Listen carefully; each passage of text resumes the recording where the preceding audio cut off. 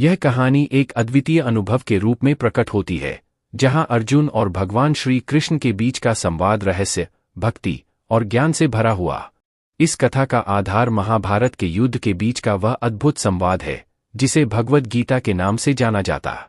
यह कहानी उस क्षण से शुरू होती है जब भगवान श्री कृष्ण अर्जुन को अपनी माया, लीला और सृष्टि के गूढ़ रहस्यों का वर्णन करते हैं। भगवान श्री कृष्ण अर्जुन को बतलाते हैं कि मनुष्य सृष्टि की माया में फंसा रहता है, जिसके कारण वह जन्म मरण के चक्र से मुक्त नहीं हो पाता। अर्जुन आश्चर्यचकित होता है और पूछता है कि यदि माया में इतनी उलझने हैं, तो भगवान ने स्वयं क्यों इनका निर्माण किया। भगवान उत्तर देते हैं कि यह सब उनकी लीला है, लेकिन वह अपनी भक्ति से प्रेम करने वाले भक्त की सहायता करने को सदैव तत्पर रहते हैं। अर्जुन का हृदय इस संवाद से पिघलता है और वह भगवान से प्रार्थना करता है कि उसे उनके संपूर्ण रूप का दर्शन कराया जा।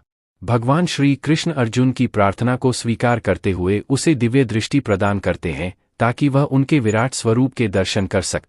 अर्जुन जैसे ही भगवान के विराट रूप को देखता है, उसकी आंखों के सामने करोड़ों सूरज का तेज प्रकट होता है।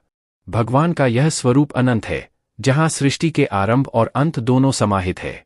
अर्जुन भय और आश्चर्य के बीच भगवान से पूछता है, आप कौन हैं? भगवान श्री कृष्ण हंसते हुए उत्तर देते हैं, मैं महाकाल हूं, जो सृष्टि को बनाता और नष्ट करता। अर्जुन इस अद्वितीय दर्शन के बाद गहरे भावुक हो जाता।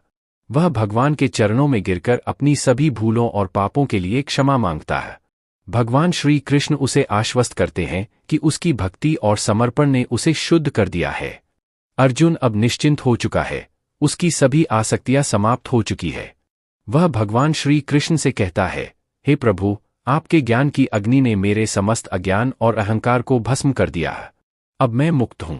भगवान श्री कृष्ण अंत में अर्जुन को आदेश देते हैं कि वह धर्म का पालन करते हुए अपने कर्तव्यों का निर्वहन करे और समर्पण के साथ उनके नाम का स्मरण करता रहे। यह कथा एक महान संदेश देती है कि भक्ति और समर्पण के मार्ग पर चलने वाले भक्त को भगवान स्वयं मार्गदर्शन देते हैं और उसे मुक्ति प्रदान करते हैं।